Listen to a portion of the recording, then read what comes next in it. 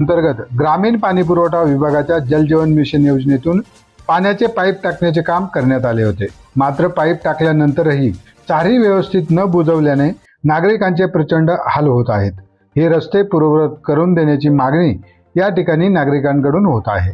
या योजनेअंतर्गत खांडबारा येथील बर्डीपाडा भागातील कर्मचारी सोसायटीमध्ये जेसीबीच्या साहाय्याने पाईप टाकण्यासाठी सिमेंट रस्ते खोदून चारी तयार करण्यात आली आहे.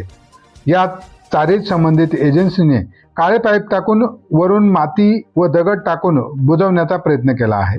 त्यामुळे संपूर्ण सोसायटीमध्ये घरासमोर असलेले सिमेंट काँक्रीटचे रस्ते खोदल्याने व ते मातीने बुजवल्याने आबडधोबड रस्ता तयार झाला आहे. त्यावरून रहिवाशांना दुचाकी व चारचाकी वाहने चालविणे जिकरीचे ठरत आहे.